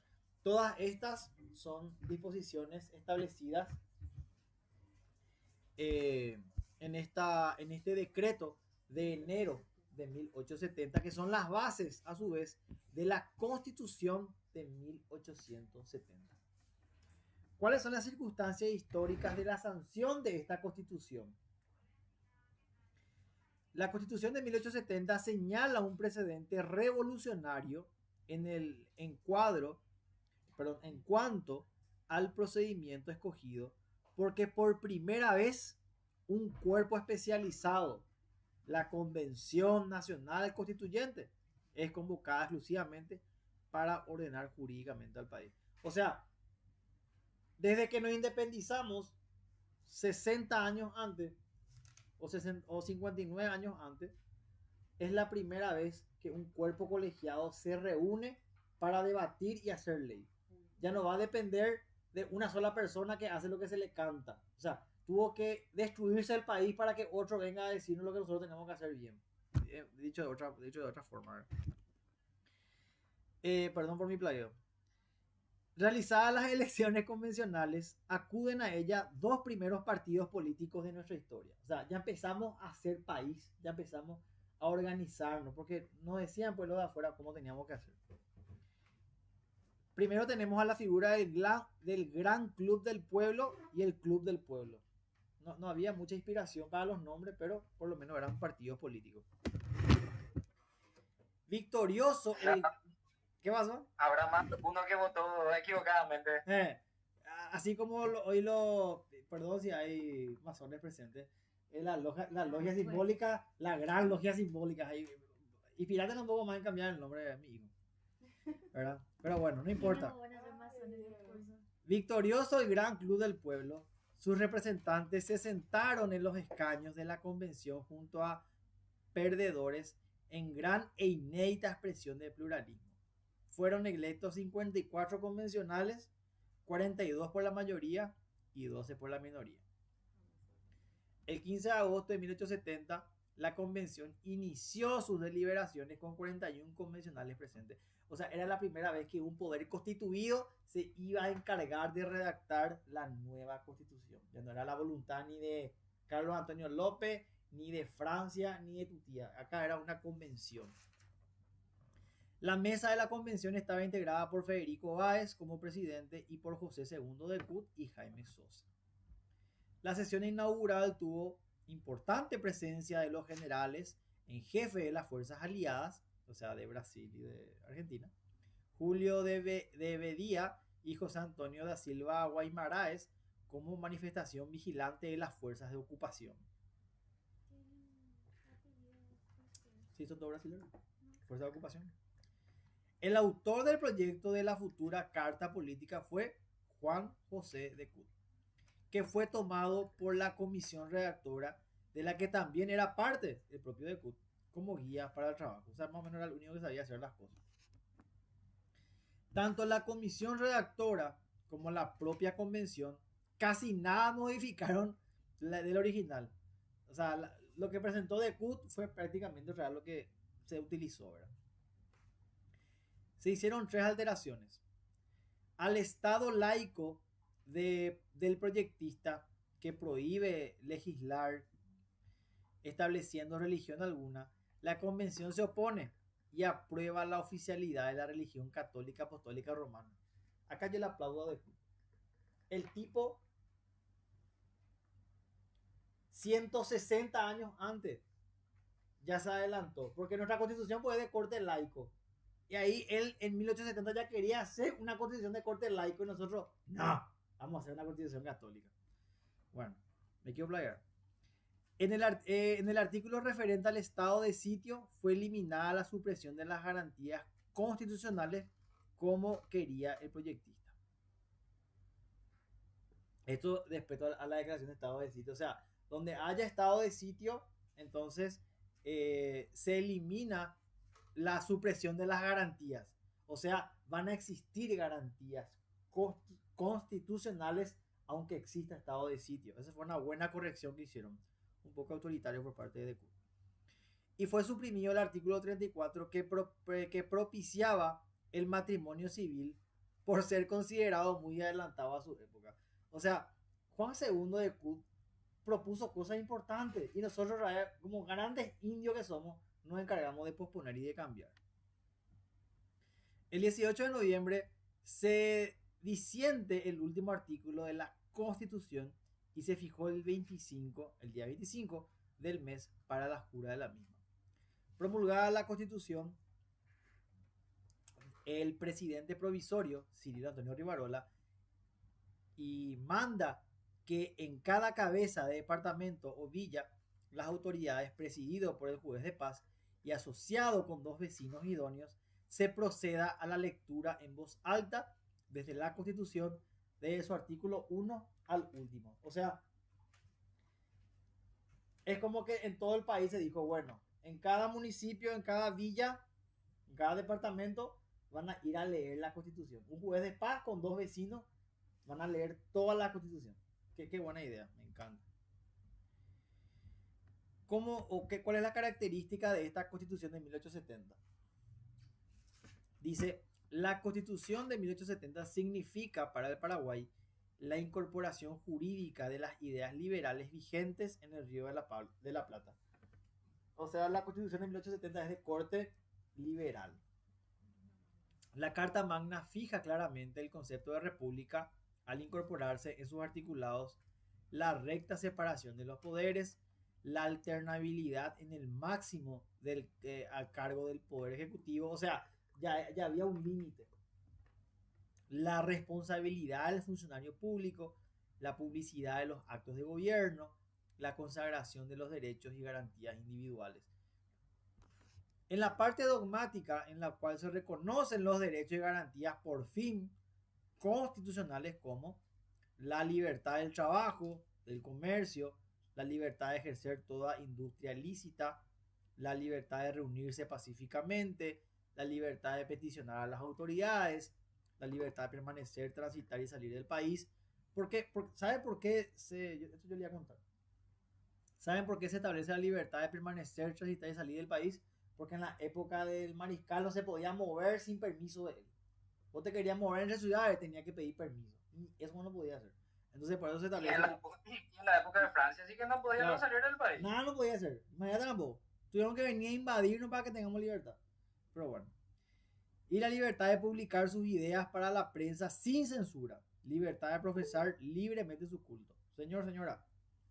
Así como decís que parece que los aliados copiaron mucho la idea americana de hay que llevar la democracia al mundo. Parece que trajeron la democracia, Leandro, pero obvio que no, ¿verdad? Pero por lo menos nos dieron reglas de juego razonables, ¿verdad? Herramientas jurídicas, por lo menos nos organizaron. Nadie puede ser arrestado sin orden escrita. Esto que no existía en la época de Francisco. Esto que él le mataba a quien quería. No. Pero La inviolabilidad de la defensa en juicio. La inviolabilidad de la correspondencia. Establece la supremacía de la Constitución, la irretroactividad de la ley, establecía el juicio político. Todo esto en la parte dogmática, ¿verdad? En la parte de derechos y garantías. Muy bien, me encanta. Quiero vivir ya en 1870. Así va. Ahora en la parte orgánica. Suazo, Señor, pero ¿acaso el mariscal López no, durante su mandato no se hizo ninguna, no se reunió, no hubo una reforma constitucional, nada? no, Solo fue en 1844 fue la última y después, o 1856. no 1844, que es la Constitución, ¿verdad? Que es lo que nosotros estuvimos viendo, y la reforma de 1856, ¿verdad? Que eran las bases para que él tome el poder, justamente. O sea, Carlos dejó la base para que su hijo tome el poder con la reforma del 56. Sí, y época de Carlos Antonio López, por ejemplo, ya se permitía la entrada y salida del país. Pero todo con permiso de él. O sea, Viste que se vivía en mucha época de incertidumbre y también en cuanto al tratado de límites y demás. ¿Por qué salir del país? Viste, por la forma más rápida en esa época de salir del país había acuíferas, o sea, tipo por los ríos y demás. Y ahí es donde siempre teníamos problemas porque muchas veces el permitir la libre navegación de los ríos hacía que venían los curepas, los bolivianos, los brasileros, y empiezan a crear medios fortines y vayan reclamando lo que vendría a ser utilizando el usis possidetis. Y es por eso que tipo se regulaba mucho. Aparte, para saber tipo quién está contigo y quién está en tu contra también. Pero más que nada la libre navegación y hacia el extranjero era porque no había una definición del límite todavía. Entonces, tipo, los perros venían, nomás tipo, claro. baretejaban, nomás tipo, botella y ponían fortina allá y de acá no pasaba sin autorización. Este fue un problema que viene de la época del Tratado de Tordesillas y San Ildefonso. Esto viene de 1681. Porque nunca pues se dejó nosotros pues somos una especie de patio baldío del Virreinato del Río de la Plata. El fondo pues somos. Y no se sabía muy bien dónde era el límite, de dónde empezaba el Imperio del Brasil, dónde terminaba el Virreinato del Río de la Plata y la Real Audiencia, o sea que el Virreinato del Perú. Entonces había como una especie de problema de limítrofe que se sostuvo hasta la época de López, que nunca se solucionó. Entonces con la guerra estalla todo eso y la guerra sirve como trampolín para la constitución de los estados nacionales. Por eso es que vos ves que Paraguay, esto vimos la pasada con Karen justamente, por eso vos ves que el Paraguay nace realmente como una república reconocida ante el mundo a partir del 70 recién. Paraguay se declara independiente en el 1811, sí, pero realmente no se entendía muy bien qué era el Paraguay porque estábamos de la mano de un dictador, no había mucha incertidumbre. ¿Sabes? claro, no había seguridad jurídica, el tipo hacía lo que quería, no había pluralismo, nada, no No había. había reglas. No había reglas. Procedimientos. Exacto. Entonces, a partir del 70, con la invasión, se delimitan, o por lo menos los límites quedan ya más o menos establecidos y se constituye el Paraguay y es reconocida la República ante el mundo. Entonces, por eso es importante la guerra como punto de inflexión para la constitución de estados nacionales, ¿verdad? Ahora, hablando de la parte dogmática, ya hablamos sobre todo eso, ya mencionamos todos los derechos, libertades y garantías que se establecen a partir de esta constitución de 1870. En la parte orgánica, la constitución se establece la estructura y la competencia de los tres poderes, cuya regulación comienza a irse con el poder legislativo, la más representativa desde el punto de vista político. La Cámara de Diputados tenía como requisito la de contar con 25 años de edad como mínimo y ser ciudadano natural. Duraba al diputado 4 años de sus funciones y podía ser reelecto. La Cámara estaba compuesta por 26 miembros, ¿verdad? Que se renovaría cada 2 años. La Cámara de Diputados le correspondía la iniciativa de leyes sobre contribuciones y reclutamiento de tropas. Solo la Cámara de Diputados tenía derecho a acusar ante el Senado al presidente vicepresidentes, ministros, miembros del Tribunal Superior de Justicia o por delitos o mal desempeño de sus funciones. O sea, esta figura que ustedes están viendo acá se dejó después sin uso. O sea, esto ya estaba en la Constitución de 1870. Realmente nuestra Constitución estaba muy bien redactada. La Cámara de Senadores estaba compuesta por 13 senadores que duraban 6 años de sus funciones y eran reelegibles. La edad era mínima de 28 años, tenía que ser ciudadano natural y se cambiaba uno cada 3 años, ¿verdad? Un tercio se renovaba, perdón, cada 2 años. Que le corresponde juzgar en juicio público a los acusados por la Cámara de Diputados. Y el Poder Ejecutivo, que estaba compuesto por el presidente y vicepresidente. Stroner quita la figura de vicepresidente, de hecho se pasó. Los requisitos era tener 30 años de edad y ciudadanía natural. Durabas 4 años en tus funciones y no pueden ser elegidos en ningún caso, sino con 2 periodos de intervalo. O sea, tenía que entrar otros 2 presidentes y después recién podía entrar vos otra vez. ¿Qué atribuciones tenía el presidente? Era el jefe supremo de la nación y tiene a su cargo la administración general del país. Nombra magistrados del Superior Tribunal con acuerdo del Senado. Los empleados inferiores de la Administración de Justicia con acuerdo del Tribunal Superior.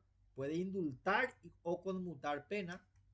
Nombra y remueve diplomáticos con acuerdo del Senado. Es comandante en jefe de todas las fuerzas. Y declara la guerra y establece la paz con autorización y aprobación del Poder Judicial, del Senado, ¿verdad? Y ahora vamos a ver el Poder Judicial. ¿Cuáles eran sus atribuciones? Señor. Vieron a mi mente una pequeña anécdota. Viste, por ejemplo, nosotros pues limitamos, o sea, ya que tocamos el tema de los ríos hace rato, nosotros pues limitamos con Argentina en cuanto al Pilcomayo y demás. Sí. Viste, cuando se iba a tratar el tema de los límites, primero tipo no aceptaron, después dijeron, no, sí se dijo que era el Pilcomayo, pero ellos decían que el Pilcomayo era un delta y que tenían que encontrar la vena principal del río para que ahí sea, vamos a decir, la marca de limitación. Sí. Entonces, tipo, los argentinos y los paraguayos hicimos tipo un comité de expedición, se con los cartógrafos, todo. Lo que sí que llegamos, descubrimos que era una línea única, todo lo que vos quieras, y después los argentinos se hicieron traer los locos, ¿no? De que vamos a ver cuándo aprobamos todo este tema, no es fácil de tratar. Y dice que el diplomático paraguayo que estaba allá, tipo, ya estaba hace años, creo que pasaron 11 años, y él estaba ahí peleando por los límites, por más de que ya se aceptó que sí era ese límite. Entonces viene así, le contrata así a un español y le dice, vamos a hacer lo siguiente, vos me vas a hacer un tratado como el de la Triple Alianza, donde diga que Brasil, Chile, porque Chile y Paraguay, por el tema del río Pilcomayo, le vamos a declarar la guerra a Argentina. Lo que sí que él no tenía ninguna potestad de hacer eso, pero tipo, viste, se está cansado, tipo, ya se iba a morir el señor y quería venir a reposar en su tierra. Lo que sí que le pagó un curepa para que haga figurar como que él encontró la carta o que interceptó. Agarra así los argentinos y mira, te ascoreche, es cierto, nosotros hace poco le comimos toda la Patagonia a los chilenos, tienen motivo de sobra para venirnos encima. Y los brasileros siempre lo ambicionaron con este territorio, acá sí jodemos con los paraguayos, en algún momento nos tienen los hambre así para comernos todo lo que se pueda para recuperar. Lo que sí que gracias a esa artimaña así de onda nomás le escribió la carta y le pagó a un fulano para que figure que entregó. Arran dice que al día siguiente sí, hasta el Pilcomayo y hasta acá llegamos, por el temor de que se le coma más terreno. Y ahí después hubo un arbitrio internacional, por eso el presidente Aye se llama presidente Aye, ¿verdad? Ahí fue el presidente norteamericano Aye, era su apellido, Hayes era el apellido, o Hayes. Ludendorff Hayes creo que. Ese era. Y él fue el árbitro que decidió, ese fue el que dictaminó que esto le corresponde a Paraguay. Entonces ya ante la Corte Internacional eso es Paraguay y por eso en honor a él se puso presidente Aye, ¿verdad? El nombre del departamento. Bueno, terminando esta unidad, entonces las atribuciones del Poder Judicial es el ejercicio por un superior tribunal de justicia que estaba compuesto por 3 miembros, por eso es un tribunal, por 4 años y demás juzgados inferiores. Solo el Poder Judicial puede conocer y decidir en actos de carácter contencioso. La defensa es libre en todos los tribunales de la República y el Superior Tribunal de Justicia dicta su reglamento interno, nombra y remueve empleados subalternos. La reforma de la Constitución solo podía realizarse luego de 5 años de vigencia y la necesidad de la misma debía declararse con la mayoría absoluta de 2/3 del Congreso y correspondía a la Convención Nacional Constituyente. Entonces, ¿qué podemos nosotros recalcar y resaltar de esta Constitución de 1870? En la unidad 3, que es la primera vez que somos un país en serio. El constitucionalismo se inicia en 1870 porque es donde realmente nace un poder constituyente, que es la convención, que es la encargada de redactar la norma, que al final fue más o menos todo lo que Juan II de Q tenía en su proyecto de ley, ¿verdad? Pero es la primera vez que existen órganos jurisdiccionales. Sí, y es de corte liberal, exactamente. Entonces, es la primera expresión de seriedad que damos ante el mundo, ¿verdad? Se inicia el constitucionalismo. Exacto, es el inicio de la etapa del constitucionalismo. Bueno, ¿qué tal hasta ahí? ¿Vamos bien? De lujo y mejorando, mi querido Suazo. Bueno, ahora vamos a ver la Constitución de 1940. Sí, 1940. 1870, 30 años. 70 años después. Pasaron 70 años. Han pasado 70 años, no 84. Circunstancia histórica de su sanción. En febrero de 1940, yo les invito a que vean esta parte de la historia de Paraguay. Un quilombo, ¿verdad? Había presidentes que duraban 3 días. En febrero de 1940... Había uno que duró 24 horas nomás. Sí, así nomás. A la mañana se le nombró y a la tarde ya se le quitó. Así era el Paraguay en esta época. En febrero de 1940, como consecuencia de una grave crisis política y en la que interviene el estudiantado, perdón, Dios mío, las fuerzas políticas opositoras y el ejército, se interrumpen las tratativas entre el Partido Liberal, que era oficialista, entonces José Félix Estigarribia, y la asociación, y la poderosa Asociación Nacional Republicana, en las tratativas tendientes a lograr la participación del partido ANR en el Parlamento. O sea, en este momento era el Partido Liberal el que tenía el poder, ¿verdad? Y el Partido Colorado estaba en tratativas. El 16 de febrero, el director del Partido Liberal decide la convocación a una reforma constitucional. El Congreso reunido convoca una Convención Nacional Constituyente dentro de 6 meses. El Partido Liberal retira el apoyo oficial del partido al presidente Estigarribia y el Congreso en pleno renuncia. Señora. Pero si vamos a ser sinceros, Estigarribia se estaba perfilando para dictador también. Si no se caía el avión, mira bien más adelante que se comió muchas leyes y se comió todo lo que quiso también. Y tenía el ejército que lo respaldaba, aparte de la fama de héroe. Héroe de guerra, pues son así. Entonces se vuelven todos locos. El Partido Liberal retira el apoyo oficial del partido al presidente. O sea, es como que el Partido Colorado le retira el apoyo a Sandy Peña más o menos, ¿verdad? Y el Congreso en pleno renuncia. Así, ¿verdad? El presidente Estigarribia en sesión de gabinete declara su intención de asumir la plenitud de los poderes en vista de la creciente agitación política. 3 ministros renuncian indeclinablemente: Justo Prieto, Cipriano Codas y Alejandro Dávalos. O sea, es una crisis donde el partido le quitó el apoyo al presidente, el Congreso renunció, él quiere asumir todo el poder, le renuncia a su ministro. Un quilombo. El 18 de febrero, por decreto número 1, Estigarribia asume por decreto, o sea, su primer decreto asume públicamente la plenitud de los poderes políticos ejecutivos, ejecutivo y legislativo, y declara subsistente la Constitución de 1870 en cuanto al poder judicial. Establece la tregua en la actividad de todos los partidos políticos y la vigencia relativa de los derechos y garantías, o sea, la vigencia relativa, o sea, él iba más o menos a suprimir lento las garantías constitucionales. Convoca es el famoso puede que sí, puede que no. Dependiendo del color del sujeto, ¿verdad? convoca a una convención constituyente. El doctor Cecilio Báez redactó un proyecto personal, proyecto que indudablemente fue conocido por los autores de la Constitución de 1940.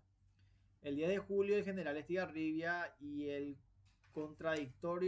el contradictorio decreto 2242 pone en vigencia la Carta Política de 1940 en sustitución de la anterior, pero la somete a un plebiscito que habrá de realizarse el 4 de agosto. El plebiscito es esa votación por el sí o por el no, para que se entienda, ¿verdad? Se jura el 15 de agosto con la presencia del monseñor Juan Siforiano. Estigarribia apenas pudo gobernar con ella 23 días, después fallecía trágicamente. O consecuencia, ¿verdad? O coincidencia que 23 Para días mí después. desde ahí se inspiraron para el tema del inodoro. Más o menos, ¿verdad? Yo creo que morir en el aire no es una coincidencia. Algo pasó ahí. Características generales de sus partes dogmáticas y orgánicas de esta gran Constitución de 1940. Mariscal Fofé Félix Estigarribia. Fofé.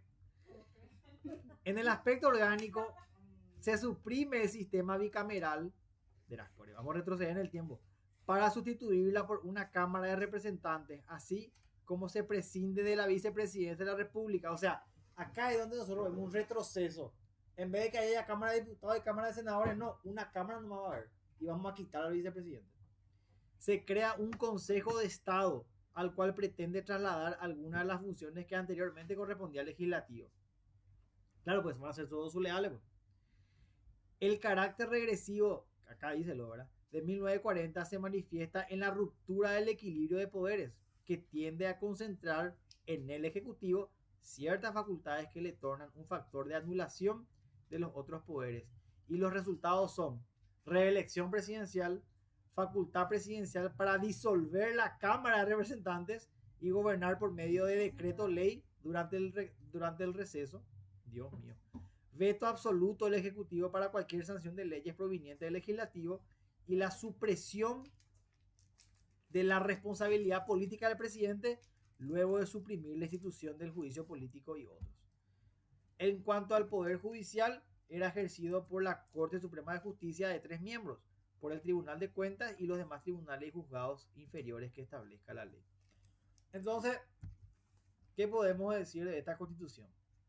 En el contexto de crisis era totalmente regresista, totalmente, así como decía Freddy, cuasi dictatorial, ¿verdad?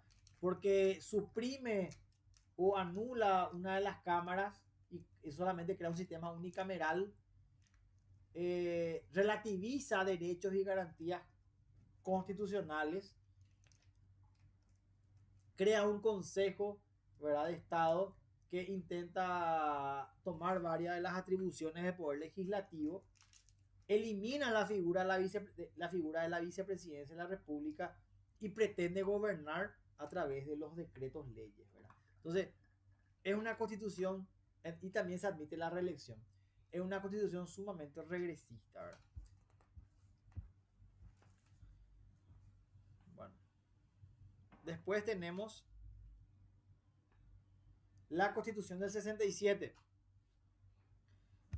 Acá ya estaba mi general. Circunstancias históricas de su sanción. La Constitución de 1940 rigió 27 años sin que tuviera defensor alguno. Todos los males del país le fueron atribuidos. ¿Y cierto? Los partidos incluyeron en sus plataformas la decisión de derogarla o modificarla, la cual le dio oportunidad a la reforma que llegó en 1967, que nace no como una necesidad jurídica precisamente, sino más bien la necesidad de prolongar el mandato del entonces general, mi gran general Alfredo Stroessner Mathieuda, que conforma la Constitución de 1940 no podía ser reelecto, tristemente, mi general. Estoy hinchando nomás. Voy a reír nomás. Pues ya es tarde, pues hay que ponerle onda al día. En 1954, el presidente Federico Chávez llevaba un año de su segundo periodo presidencial. un golpe del cuartel lo derroca, encabezado por el comandante en jefe de las Fuerzas Armadas, Comandante, dice. comandante, general Stroessner, y ante la presión del militar, la Junta de Gobierno del Partido Colorado lo llevó a la presidencia. En 1958 fue reelecto, mi general, hasta 1963, dado que la Constitución solo proveía una sola reelección. Se planteó el problema de su continuidad. ¿Qué iba a hacer mi general?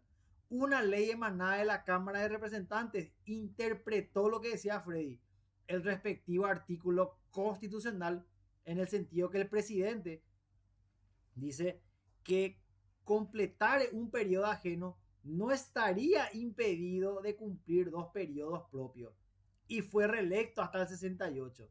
Para entonces se resolvió la reforma total de la Constitución. En dicha reforma se estableció la reelección de mi general, el presidente Stroessner. Entonces, esa es la figura. Stroessner le quita el poder a Federico Chávez, termina el mandato de Chávez y luego tiene 2 periodos más.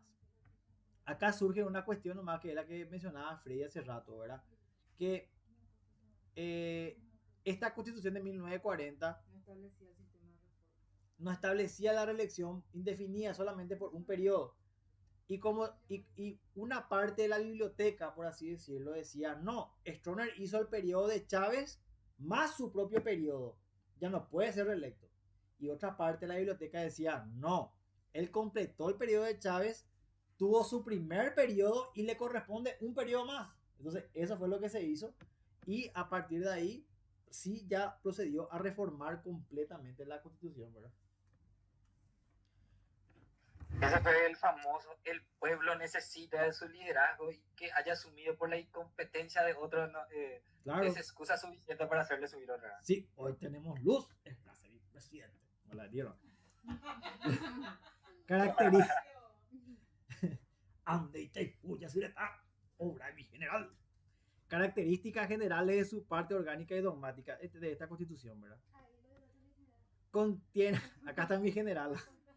Contiene 239 artículos divididos en 6 capítulos. Son declaraciones fundamentales del Estado paraguayo. No fueron objeto de modificación tampoco de la división, equilibrio e interdependencia de los poderes, los símbolos nacionales y la oficialidad de la religión y la supremacía de la Constitución, la nacionalidad y la ciudadanía y un catálogo de derechos. O sea,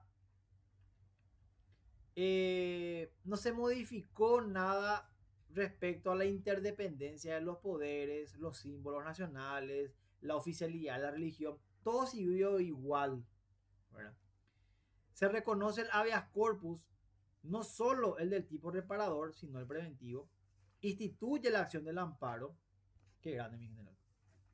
Atribuciones al Ministerio Público para iniciar acciones encaminadas a hacer efectiva la responsabilidad de los funcionarios públicos. Concentra la facultad jurisdiccional para declarar la inconstitucionalidad en la Corte Suprema de Justicia. O sea, gracias a él estoy haciendo mi caso, sin perjuicio que corresponda al juez de primera instancia en los casos de amparo.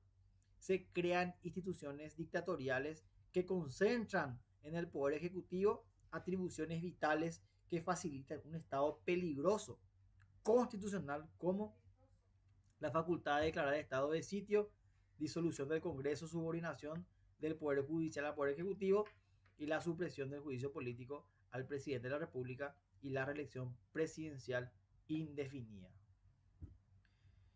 Luego se realiza la enmienda en 1977, ¿verdad? La Constitución del 77 fue reformada 10 años después, en el 77. La Constitución del 77 fue reformada con el exclusivo propósito de modificar el artículo 173, que limitaba la reelección a un periodo consecutivo o alternativo legalmente.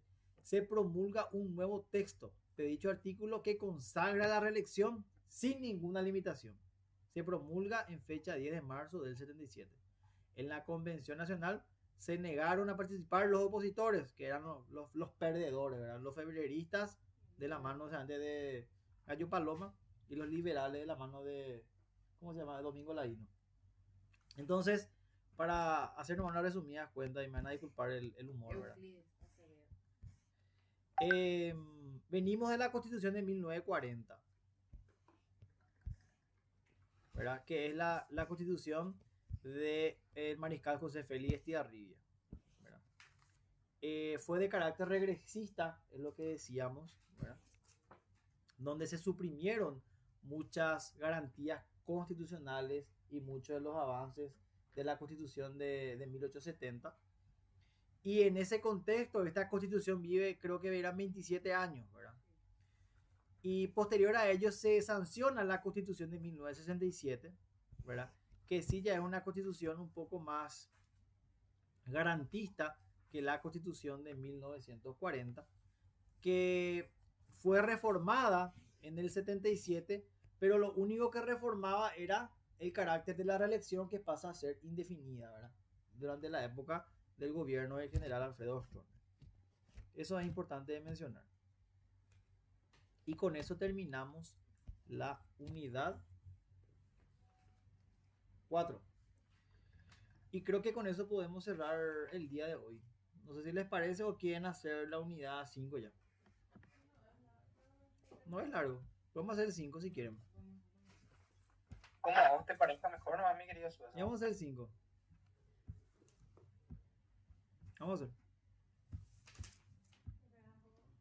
No es corto, pero vamos a hacer. No, largo es Largo. Bueno, y vamos a hacer. Bueno, vamos a hacer mañana. Mañana vamos a arrancar tipo 9:30.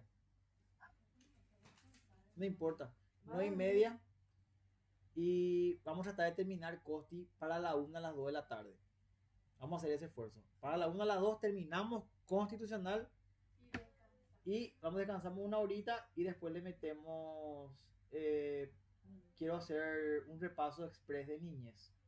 Y cuando terminamos niñez, vemos si le podemos meter penal para avanzar.